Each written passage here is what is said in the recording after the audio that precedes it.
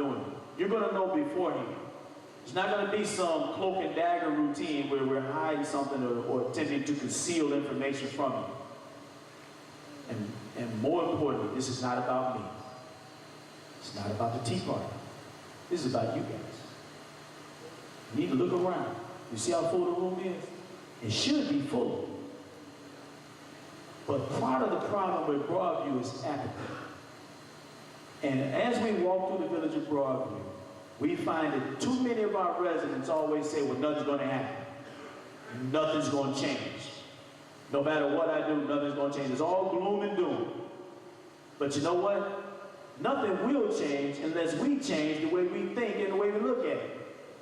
You got to get proactive and active, and you got to get involved. You got to do something to make a change. If you stand by and do nothing, if you don't do anything, you're part of the problem and not the solution. This is about ownership. It's about standards and about getting people to meet the standards of the village of Broadview. We have allowed too many people coming into Broadview not to live up to the standards of the village of Broadview. We've allowed people to allow their homes to go into disrepair. We have allowed people to move in and have drug trafficking in our neighborhood. We've allowed people to drive through our towns with extra loud music more than the police don't challenge them. We've allowed people to walk the streets at 2 or 3 o'clock in the morning and the police don't say anything to them.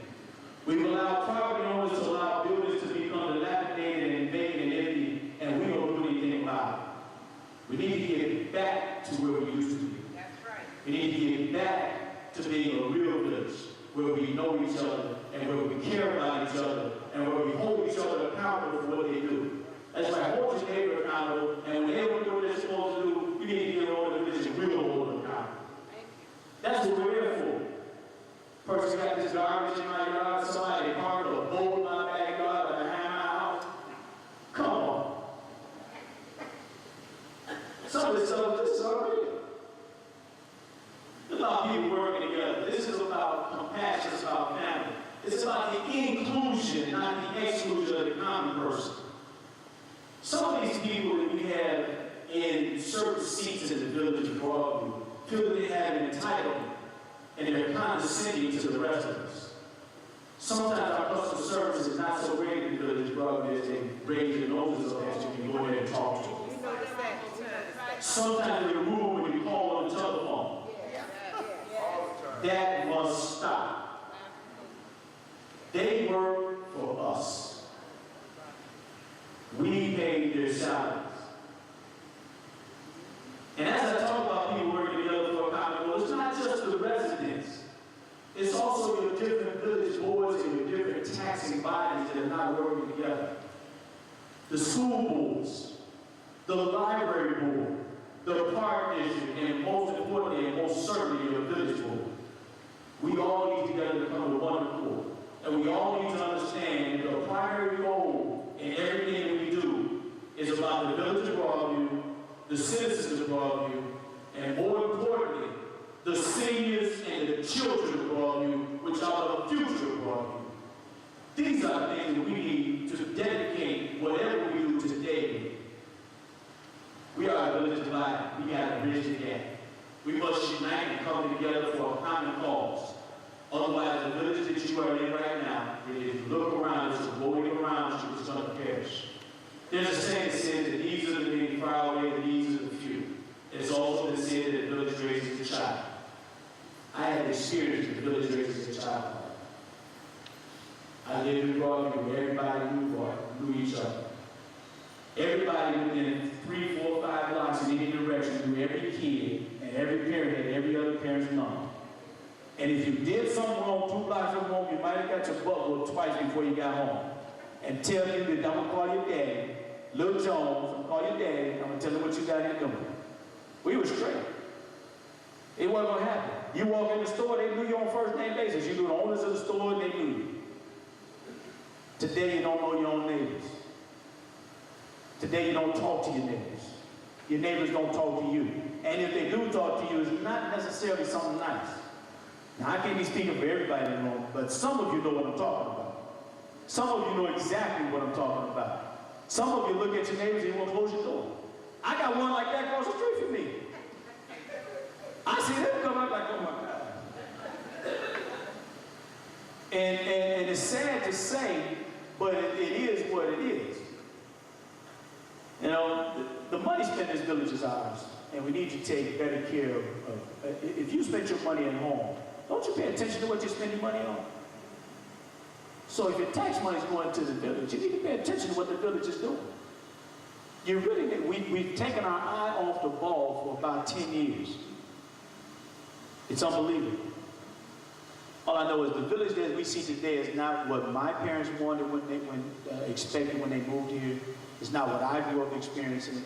And certainly, I don't think that when any of you moved here, you wanted to be in a place like this. You expected it to be much better. Many people came to Broadview because of the police force. They came to Broadview because of the firemen. They came to Broadview because of the clean streets and the clean blocks and the clean neighborhoods. But when you leave here tonight, I want you to take a good look at your surroundings as you go through the village of Broadview. That's not the village that you thought it was. It's not even close. It's basically a skeleton of a body. We've witnessed over the last several years the mayor waste and squander the money. I say it ends now. I say to you, me, we take a stance today. I say that we stop the useless spending and the total disregard and disenfranchisement of the individual. We have to change. We must change. We've got to do things differently today. We have to do things differently today. If we keep doing what we've been doing, we're going to keep getting what we're getting. We must do things differently today so that tomorrow our family and our children will have things better than they would had we not done it.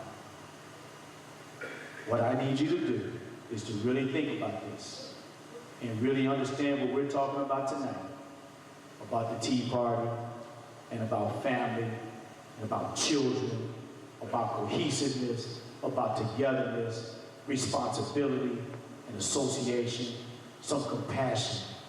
These are the kind of things that this village was founded on. This is what the village is all about, always has been. And we've gotten away from it, we've got to get back to it.